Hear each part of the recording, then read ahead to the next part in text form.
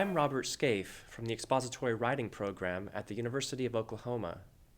In this tutorial, I want to introduce you to a way of getting started writing history essays, a method I call working the evidence. The American playwright Edward Albee once quipped, "I write to figure out what I'm talking about." And I find this paradoxical idea that you could start writing before you know what you're going to say a perfect way to think about how to start writing a college essay. Many students assume that to get started means to sit down and write what comes first in your essay, namely your introduction and your thesis. But the problem with this approach is that it requires you to have your big idea, your thesis, already worked out before you start writing about the evidence for your essay. Unfortunately, this assumption that you have to be sure of what you're going to say before you start writing is the principal cause of writer's block.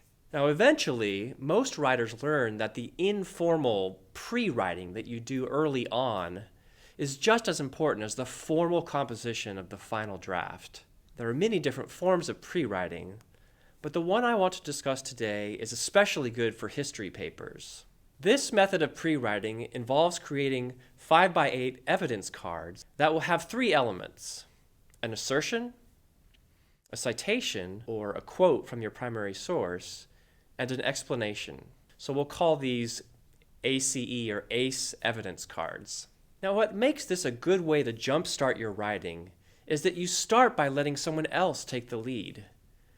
The first thing you put on your card is the middle element, the citation.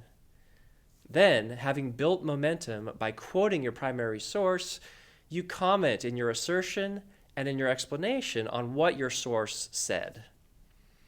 So in this way, you gradually develop the ideas and explanations that will lead you from what they said to what you want to say.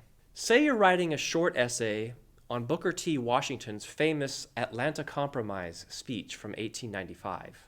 Booker T. Washington was a prominent leader of the black community in the late 19th century. And in this speech, Washington tried to soothe his white Southern audience's fears about black political power, to assure them that blacks were ready to work their way up gradually from the bottom of society. Imagine you've been assigned to write a paper on this document, but your professor has made it clear it's up to you to discover what's interesting and important about it. Here's how you could use an ACE evidence card to get your thinking started.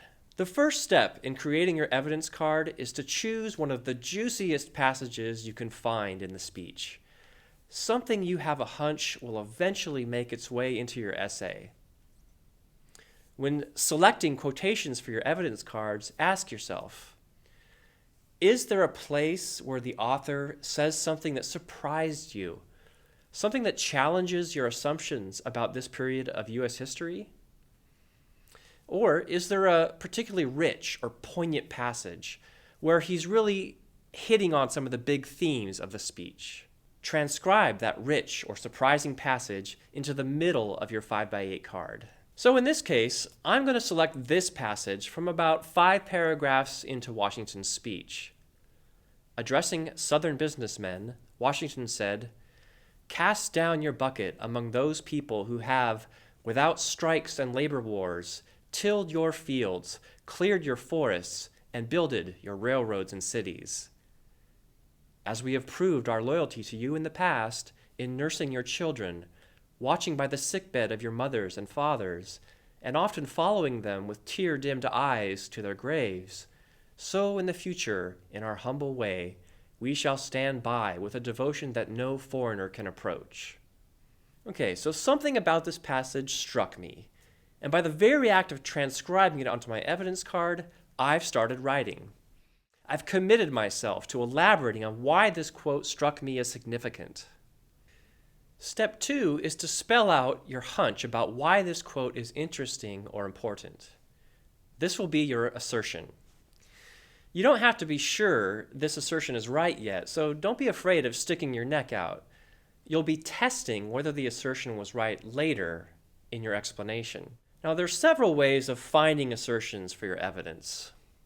One is to relate the evidence to a theme from the class lectures or readings. What historical phenomenon does this passage seem to be an example of? Say you'd been reading about the association of labor radicalism with immigrant workers in the late 19th century, for example. Since you can see that Washington is referring to strikes and labor wars associated with foreigners in this passage, you could assert, Washington's speech uses fears about immigrant radicalism to convince white businessmen of the comparative loyalty of black workers. A second way to find your assertion is simply to spell out why the quote surprised you. Which of your expectations about the past did this quotation contradict? Perhaps you were surprised that this celebrated leader of the black community would go to such lengths to declare the humility and the servility of the black population in front of a white business community. Then you might assert something like what Washington's contemporary W.E.B. Du Bois did after he read the speech. Du Bois wrote that Washington's program practically accepts the alleged inferiority of the Negro races. And here, by the way, is a third way to generate an assertion. You can borrow one from someone else. When you do this, you're using the citation to test an assertion from another author you've read in the class, in this case, W.E.B. Du Bois. So let's borrow Du Bois's assertion and, of course, give him credit. W.E.B. Du Bois is surely correct when he writes that Washington's Atlanta Compromise practically accepts the alleged inferiority of the Negro races. Now we have an assertion and some evidence that's intended to prove it. We're off and running. The third step in this method, explanation, is where you really work the evidence, where you really make it say more than it seemed to say at first. In this third step, you explain how the quote proves the assertion. Now, this sounds simple, but it's not. Very often, you'll find that under closer examination, the quote doesn't say quite what you thought it did. So for this third step to work, there's a trick. You have to be really specific about which words actually prove the assertion, and you have to explain how they do. This means paraphrasing, or in some cases even re-quoting, key terms as you point back to the original citation. Which words in particular made you think this passage portrays blacks as practically inferior? Well, when you read "proved our loyalty in the past in our humble way" in Washington's speech, you may have thought, by referring to loyalty in the past, he seems to be recalling the behavior of black slaves earlier in the century. So here's an explanation that points back to the key words in the passage. This allusion to the humility of Southern blacks in the past seems to promise a workforce as servile as the old slave population. In this explanation, the author points back to "in our humble way" by using the word humility. Then she even requotes "in the past" to emphasize how this isn't just any humility. It's likely Washington is referring to the servile behavior of slaves in the not-too-distant past of the slave era. Remember then, the key to explanation is to point back to the actual words in the quotation and to spell out how they prove your assertion. I'd like to conclude by illustrating how this three-step method can move you from what others have said to what you want to say. If you create several of these ACE evidence cards, they can become building blocks of evidence paragraphs for your essay. In some cases, the quotation might be so rich and so controversial that you'll even feature it in your introduction to illustrate the dilemma that your thesis will address.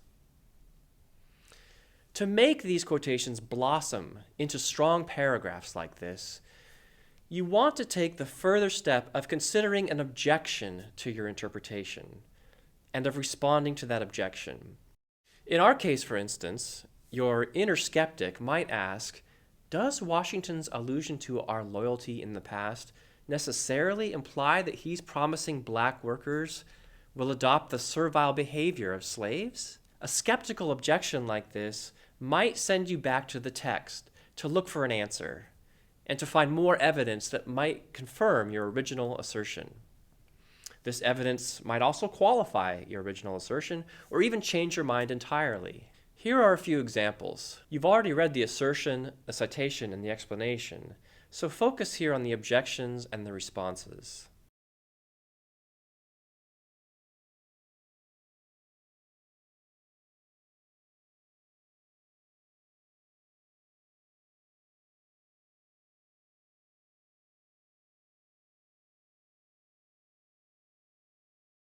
Focus here on the objections and the responses.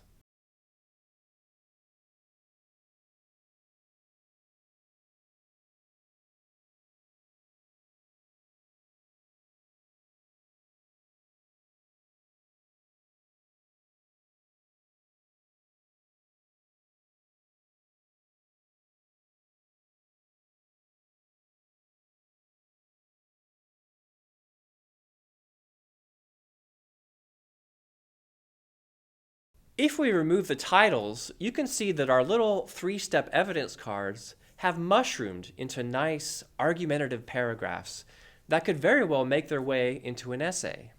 To summarize then, the ACE method of working the evidence works like this. First, you start by choosing a particularly juicy citation from your reading, something that surprised you, or that seems to represent the author's thinking in a particularly poignant way. Next, you write an assertion that represents your initial hunch about why this quotation matters. This assertion can be your explanation of why this quote surprised you.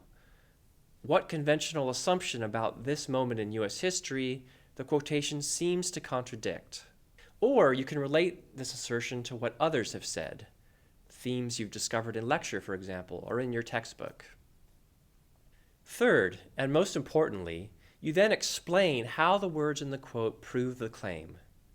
And to reiterate, the key here is to actually point back to or even requote the words in the citation. In the process of explaining, doubts will often creep in. And so the final step of working the evidence, what really gets your own thinking into the mix, is entertaining those doubts, responding to those doubts by returning to the text to discover what you really think the evidence says.